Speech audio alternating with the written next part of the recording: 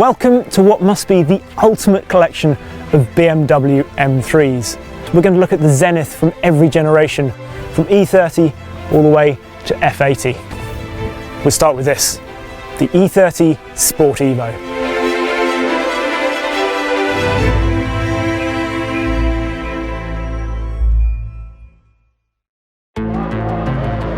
Before we go into the specifics of this ultimate spec sport evolution, I think it's worth laying down some foundations. After all, the E30 is the M3 upon which the famous dynasty was built. The original is a proper homologation special. That's to say, the race car was designed first and then the necessary changes were made to the road car to satisfy the regulations. 5,000 needed to be built in the first year to meet the stipulations of Group A, and this meant that the M3 had to go down the regular production line in Munich, as the motorsport factory in Garching wouldn't have been able to cope. Famously, the only body panel the M3 shares with a standard E30 is the bonnet. As soon as you see an M3, the fabulous box arches are an instantly obvious upgrade. The rear window also has more rake, and the boot lid sits 1.5 inches higher to improve airflow. Under that standard bonnet lies a naturally aspirated 4-cylinder engine with an iron block mated to a shortened head from the M88 straight 6 that was in the mighty M1. A 4-cylinder was chosen by the famous Paul Rocher not only to save weight, but also because it would be able to rev higher, important for the race cars. Here's a fact for you. The S14 engine, S14B25 in this iteration, was called S14 because apparently it only took 14 days for the prototype to be up and running, which is incredible really, isn't it? 2 weeks. The 5-speed gearbox is a Getrag 265, but only the European M3s have the famous dogleg, America and Japan having a conventional H-pattern 260 box. Fundamentally, the suspension remains the same as more mundane E30s, with McPherson struts and semi-trailing arms. But the M3 gets wider tracks, a front anti-roll bar linked to the struts, a stiffer rear anti-roll bar, 3 times more steering caster angle, and stronger wheel bearings, as well as shorter, stiffer springs and uprated dampers. But what of this? Model number AK07, the Sport Evolution, or Evo 3 as it's sometimes known. Although not the rarest special edition, that being the Roberto Ravaglia edition, just 600 Sport Evolutions were produced, and they were a homologation car in their own right. The road cars run 16-inch wheels, but the front wings have a 10mm greater arch to allow for the fitment of 18-inch wheels on the race cars. You've also got 3 different settings on the aerodynamics, so the front splitter and the rear wing. You had Monza, which was obviously the low drag version, then you had the normal middle setting, and then the rather cool Nürburgring setting, which was to give the most amount of downforce. The Sport Evo also has thinner glass, a lighter boot lid and bumpers, brake cooling ducts in place of fog lights, and it sits 10mm lower, and the grille slats were reprofiled for better aerodynamics. By increasing the bore and fitting a longer stroke crankshaft, the engine's displacement went up to 2.5 litres, another homologation necessity allowing the race team to make the most of the new touring car regs in Germany and France. The inlet valves were also enlarged and the exhaust valves were sodium filled. More aggressive camshafts were fitted, special nozzles sprayed oil under the pistons to keep them cool. A larger exhaust manifold and a chrome-tipped exhaust were also specified for this model, and all Sport Evolutions were equipped with catalysts. Power increased to 238 horsepower at 7,000 RPM, but peak torque actually decreased very slightly by 4 pounds-foot to 177 pounds-foot at 4,750 RPM compared to the Evo 2. Finally, want to know if you're looking at a 2.5 litre engine as opposed to a 2.3? Well, they were fitted with 8mm thick red plug leads, whereas other cars were fitted with 7mm black plug leads. This particular car has had one owner from new back in 1990, and there are a few little differences on this. So this has got the full leather package, it's got pretty much all the big ticket items, it's got air conditioning as well, it's also got the electronically adjustable Bose dampers, so you've got K, N and S for comfort, normal and sport down here. We've also in this car got the little Alpina digital cockpit readout, which is rather fun, taking out where one of the vents would normally be. So what's it like to drive an E30 M3? Well, the thing that's perhaps surprising, you know the balance is going to be just wonderful, but it's almost all about the front end. It's a beautifully balanced car, but you tend to think about what the front end is doing. And actually, when you look at the chassis changes for the E30 M3 over a standard 3 Series at a time, a lot of them really did focus around the front end. In the past, I might have even described it as feeling like a really well set up front wheel drive car, which just sounds really odd. As a BMW, it's rear wheel drive, it's all going to be about the rear, but it's not. You really concentrate on getting that front end, and then it's just beautifully balanced all the way through the corner, through this long corner. Then once you've got the front in, you can just play with the rear. Obviously in full racing mode with I think the 2.5 engine went all the way up to about 380 brake horsepower, and obviously with different suspension, and Patrick Schneier's behind the wheel, let's not forget. Then undoubtedly it was more oversteery, but as a road car, these are just beautifully balanced. Obviously they feel really small. I mean, you've got the A-pillars right here. In the wet, it just dances around. On the track, there doesn't feel like there is a huge range of adjustment via the electronically controlled Bose dampers, and the modern backside will have no qualms about turning them up to their firmest setting fairly quickly. Steering feels a little slow initially, but then perfect once you're pushing on. The long throw of the gear shift takes a bit of getting used to, with particular deliberation needed for that initial change from dogleg first to second, but once acclimatised there is tactility to treasure. This Sport Evo actually has a slightly shorter final drive to give it even better acceleration, but the owner of this car has from the factory a map to allow a few more revs in order to bring the top speed back up to 155 miles an hour. How cool is that? 0 to 60 on a Sport Evo is 6.1 seconds, which is really not that quick obviously by modern standards, certainly not by some of the other cars we're going to drive in this series, but the car somehow still really just lives up to expectations. You think it's not going to be able to compete, it's going to feel totally out of its depth, but such is the wonderful balance of this car, the interactivity, I mean, all the feel you've got from the steering and through the chassis. It's just brilliant. There's quite a lot of lean into a corner like this, but you can always feel where it is, and then midway just adjust it with the throttle. Just a little lift, and you can get the nose to tuck in, rear to come round, and then just play it all the way through the corner. Love this corner here, it just feels so good, just drifting all the way through there. That is absolutely prime E30 M3, and it's why it makes it such a good road car today as well, because of course it's small, so it fits on the road perfectly. I love it. The boxy little E30 just feels so light on its feet, and inevitably there is a certain added inspiration when you're behind that 3-spoke wheel from the knowledge of all those race and rally wins. By the time the last one rolled off the production line in 1991, over 17,000 E30 M3s had been produced, and a legend had been born. There might have been 4 generations of M3 since this, but my word, this still lives up to expectations. This is what they all have to live up to.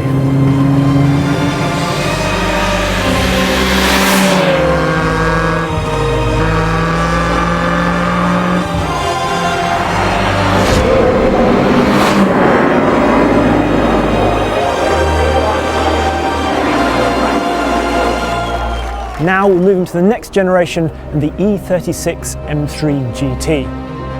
The standard E36 M3 arrived in 1992 with a 282 brake horsepower 3-litre straight 6, but no homologation backstory. As such, the body was much closer to a standard E36, albeit with the first appearance of the now iconic twin-spar M mirrors. Initially, this second generation M3 was only available in Europe, with America having to wait until 1994 to get their slightly detuned version, about the same time that cabriolet and saloon variants popped up in addition to the coupe.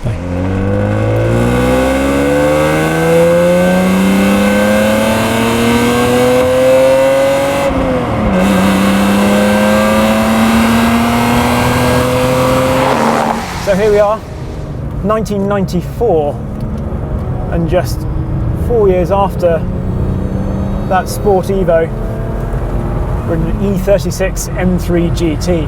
Now this is a very rare car, just 356 of these were produced, all of them in left-hand drive. There were some right-hand drive GT cars, but they were what's known as, they had the GT Optic pack on it, or known as GT Individual, so they looked like this, but they didn't have the engine modifications under the bonnet.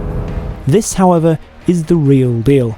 So that means a compression ratio raised to 10.8 to 1, slightly revised intakes, 264-degree cams, a BMW M3 dual pickup oil pan, geocentric oil pumps, and upgraded Vanos software, all leading to, well, actually only a modest uplift in oomph to 295 brake horsepower at 7,000 RPM, and 238 pounds-foot of torque at 3,900 RPM.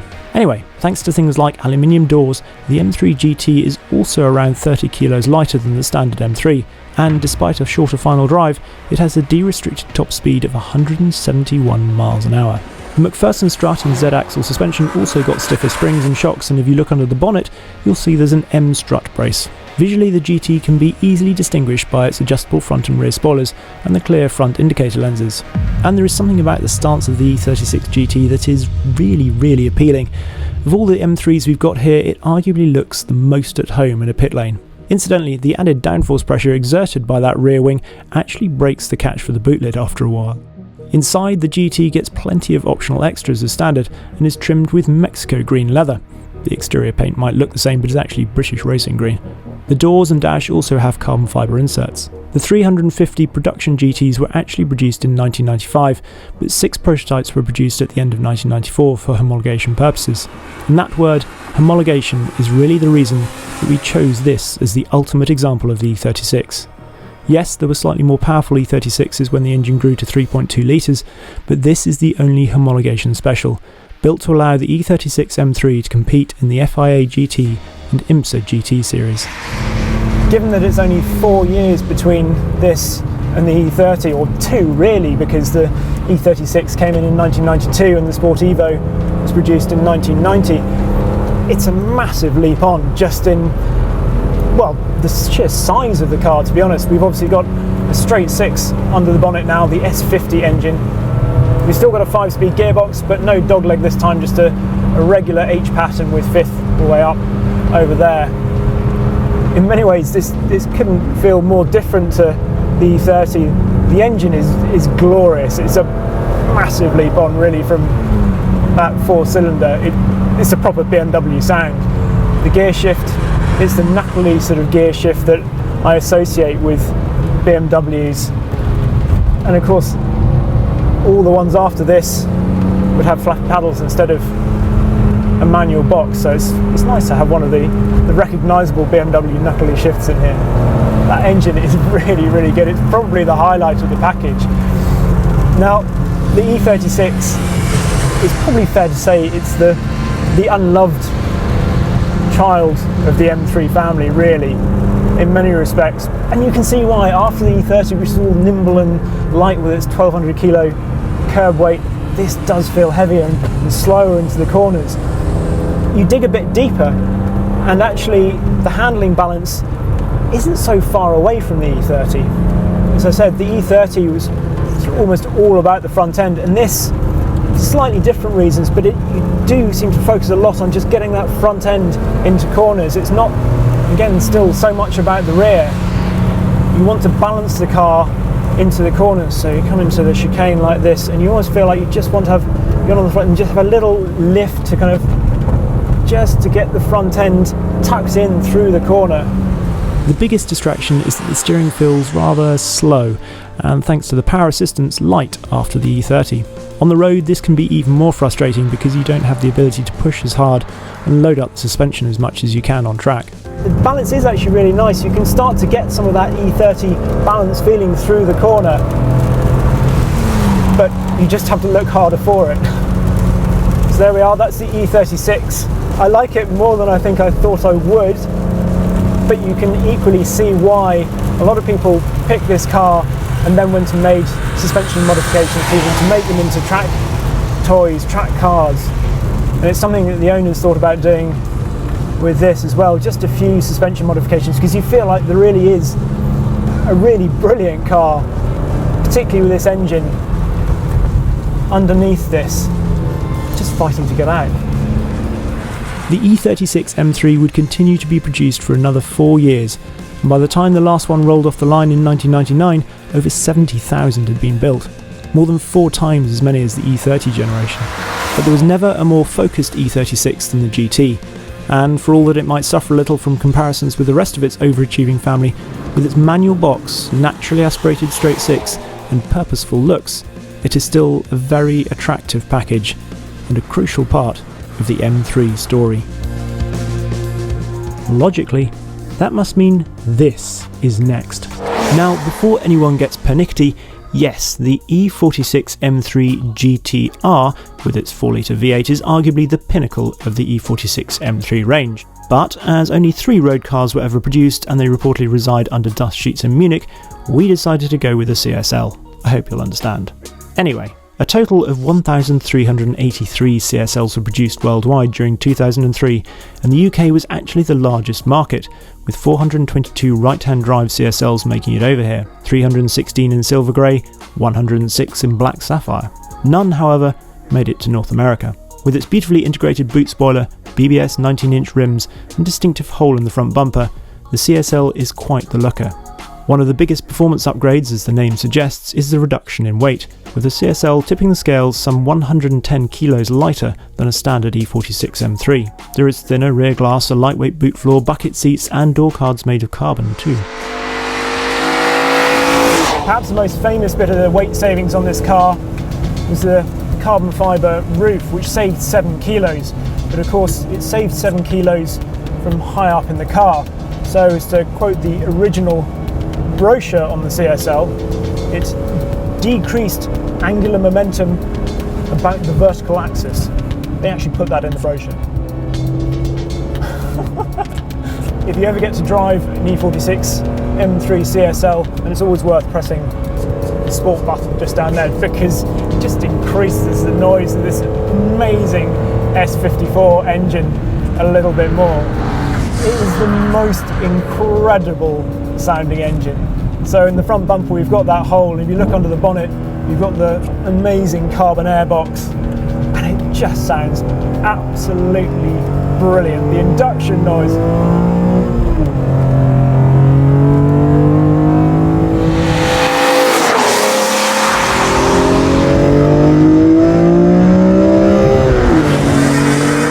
wow. I mean, seriously, this side of a McLaren F1, I'm not sure there's anything better sounding.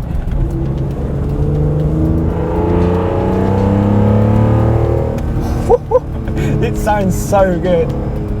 The 3.2-litre S54 engine can trace its roots back to the S50 and the E36. In the CSL, it got sharper cam profiles and modified exhaust valves, plus that modified air intake system breathing through the hole in the bumper. With the outputs of 355 brake horsepower at 7,900 RPM and 273 pounds-foot of torque at 4,900 RPM, it is actually only 17 brake horsepower and 4 pounds-foot stronger than a standard E46, but it shouts about it rather more. The factory-claimed 0-60 mph time was 4.6 seconds, and the top speed was limited to 155 miles an hour, unless you produced a valid racing licence, in which case BMW would remove the electronic leash. The gearbox is perhaps the most divisive part of the CSL's package. Known as SMG2, it's a standard 6-speed Getrag transmission with an electro-hydraulically actuated clutch. You could get an SMG box on a standard M3 too, but the CSL got an upgraded software package, allowing it to shift ratios in as little as 80 milliseconds. It takes some working with. You can kind of, if you just lift off a little bit, it definitely smooths it out an awful lot. In some ways it does suit the personality of the car. The pedals themselves, there's not a lot of sort of they're funny little sort of ears behind the steering wheel. You have to actually reach quite a bit for them. So it works well, to be honest, on a track when you're up high in the revs. It's pretty good on downshifts, but I think a lot of people would have preferred to have the option of a manual in this. It was at that era of paddle shift boxes where it just wasn't quite perfect yet. However, the chassis balance on this car, that's another story altogether. It is just fantastic. The suspension has slightly shorter springs, retuned dampers, larger diameter anti-roll bars, and aluminium rear suspension links with stiffer bushings. This is all allied to a steering rack that was quickened from 15.4 to 1 to 14.5 to 1. So whereas before in the first two cars, a lot of it was about the front end, now the rear is definitely much more in play with this. It is obviously absolutely soaking wet at the moment at Carfection. I did drive it in the dry as well. These cars originally came on cup rubber, and in the wet it was said that they were pretty much lethal, so that was often something that was changed pretty quickly. This is on cup 2 rubber, and it just shows how much this sort of track day tyre has come on in the years since, because it's much better when it's cold and you've got much better traction in the wet now. It's a car that over the limit, the actual breakaway is quite sort of, it's not that progressive, but as soon as it's over the limit, it's just wonderful. You can just hold it at angles and it's so controllable on the throttle. I do love it. The eagle-eyed amongst you might have noticed something unusual about the steering wheel on this car. The simple round design with solitary M button is all standard stuff, but this one is wrapped in leather, not Alcantara. The trouble, as the owner informs me, is that if you actually use your car, then BMW's Alcantara deteriorates remarkably quickly. The other change that people frequently made with the E46 CSL was the brakes, because the standard ones just weren't up to it. So what people tended to do is what's happened to this car, it's got a set of AP racing brakes on it, which really do make all the difference, because it's a car that you do want to take to a track. Even heavy duty road work, to be honest, the standard brakes just weren't up to it, so it was just something people did. Some people changed just the fronts, other people changed front and rear, and that's what's on this car. It's strange to think at the time that the E46 CSL was, well, it received quite mixed opinions. People loved the engine and the sound, but they just weren't sure whether it was really worth that much over a standard E46 M3. Now you get into it and it feels like a very, very special thing indeed. Time has definitely been kind to this car.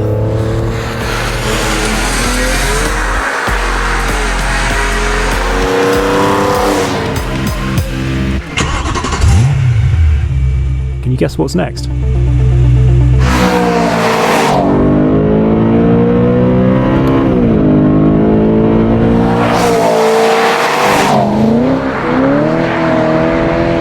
This is the very exclusive, very orange E92 M3 GTS. On a very wet Carfection.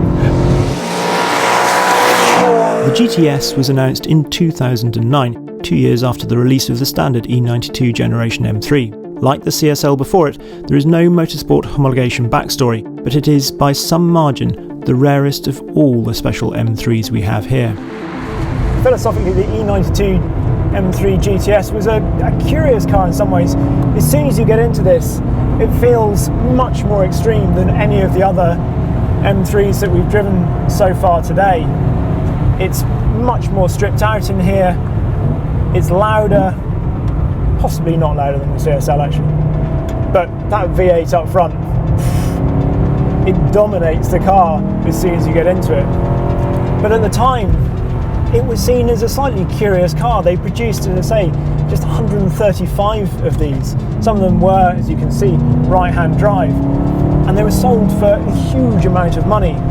They were about £115,000, and it was a bit of a case of, well, why? I mean, yes, it was very extreme, but there was also a whiff of perhaps the parts bin about these. I mean, these Recaros, I love them. They're probably my favourite seats of any of the cars here because they just hold you so well, but you could pick them up from Demon Tweaks basically. We've got a bolt-in roll cage at the back, that rear wing, still today, it just looks a bit apologetic.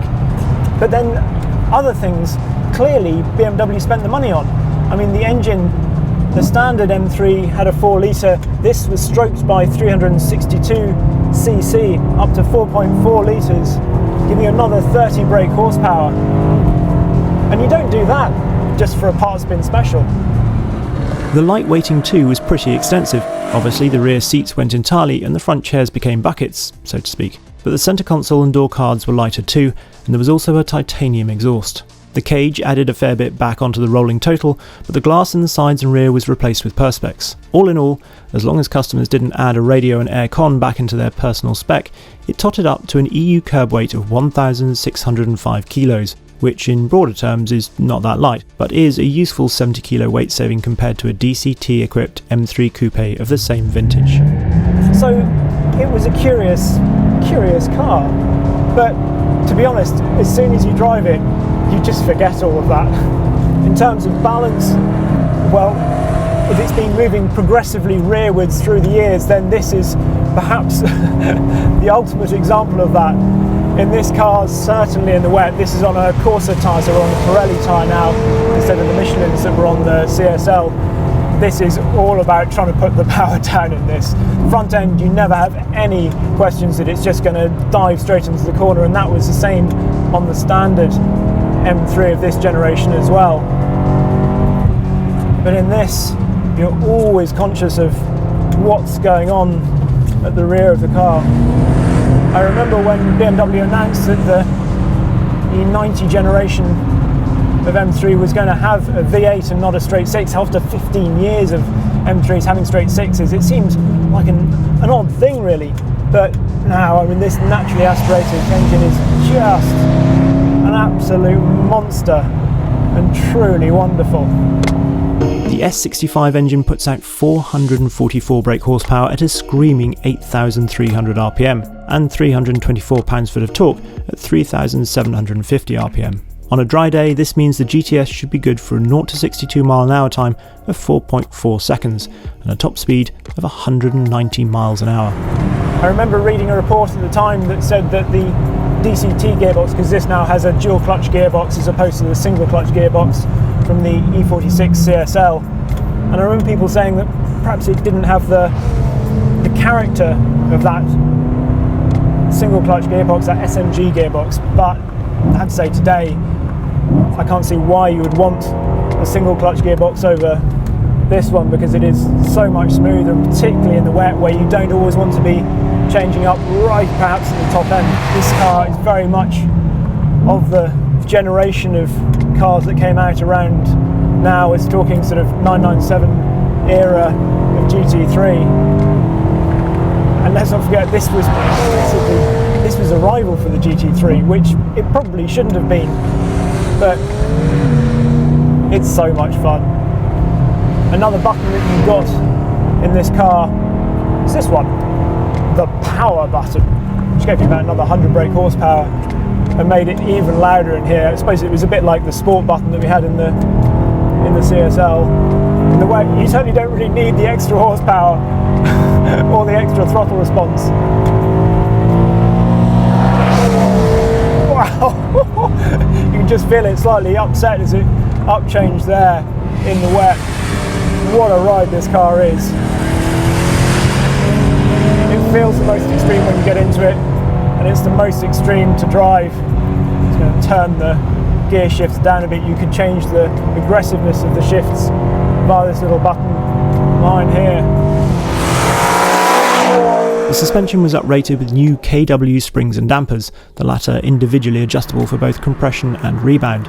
You can tweak the camber to your own preferences too, but this one is in its factory approved settings. With the M differential in the back of this is actually slightly more progressive in terms of the way that it breaks away under power, but then again you've got that lovely M3 balance, but it feels perhaps not as settled once you are over the limit in this. You've got to be quicker, you've got to be more alert, but I love that. It's the most extreme of all the extreme M3s. I love it. You know when you've been tangoed. You know when you've been GTS'd.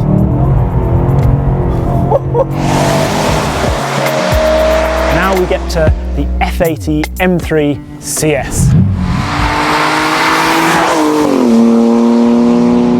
Here we are then, bang up to date in the latest M3 CS.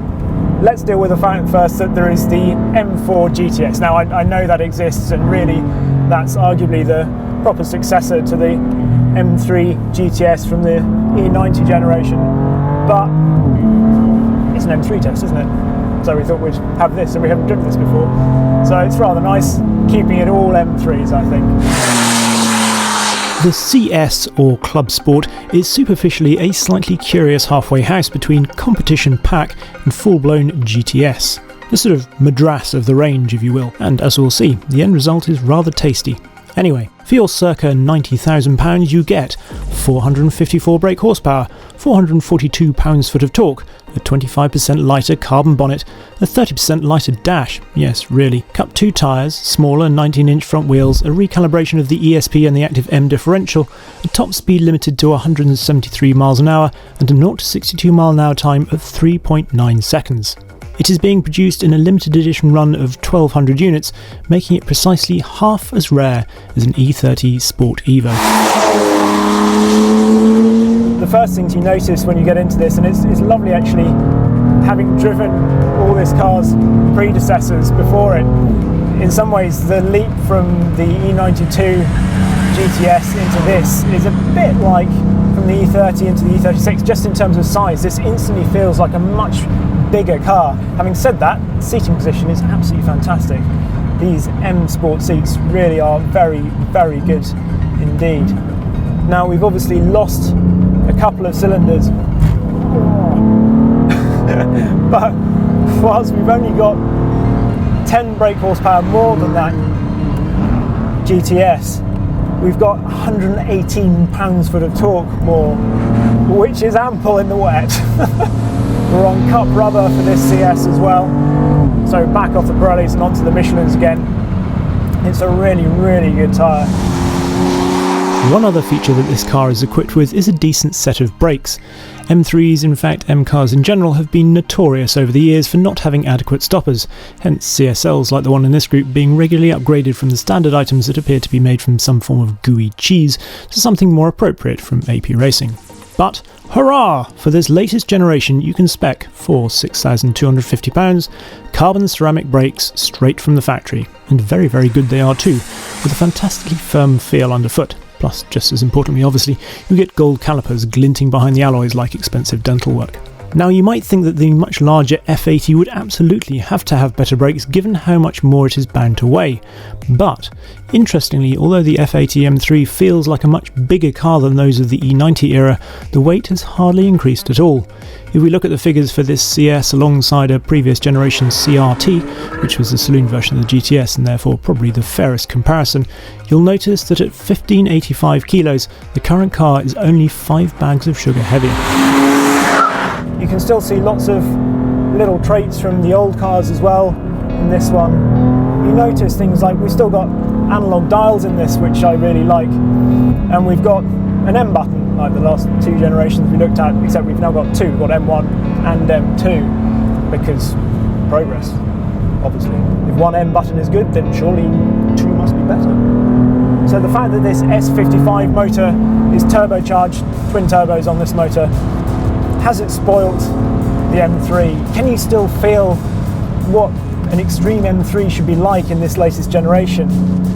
Yes, the latest F80 generation of M3 has been something that, to be honest, I certainly didn't fall in love with it to start with. It felt much too heavy, and then the rear suspension was much too pogo-y, certainly on the road, and it was really difficult to control all the extra torque. But subtly over time they've improved it, and with this CS you can feel all that come together. The way this car now sits into its rear suspension means it's much more easily controlled over the limit. When those rear wheels do start to spin up, you feel like you've got more time. It's not the intimidating experience it was before. It can actually utilise a lot of its torque. This motor now also sounds much better as well. It does sound good, doesn't it? Perhaps the biggest thing for me though is the chassis balance. It's still really, really good fun, and as soon as you get into this car, out on the road. It feels so keen at the front end, and yet just still really nicely balanced. It's not the intimidating car that it was initially. On paper, this CS might not look wildly different to the competition pack that you can obviously spec for a standard M3, and is fantastic value. This is only 10 kilos lighter, but this has got slightly smaller, inch smaller in diameter front wheels, which certainly can add up to a bit of difference. They've also retuned the ESP and the M differential, and you shouldn't underestimate the difference that retuning a differential can make in terms of the way that a car can get into the corners. Although this is not as extreme as the GTS or the CSL, and of course it's not meant to be, because as we've mentioned there's the M4 GTS. In some ways this feels like a bit of a return back to the E30, which wasn't totally stripped out.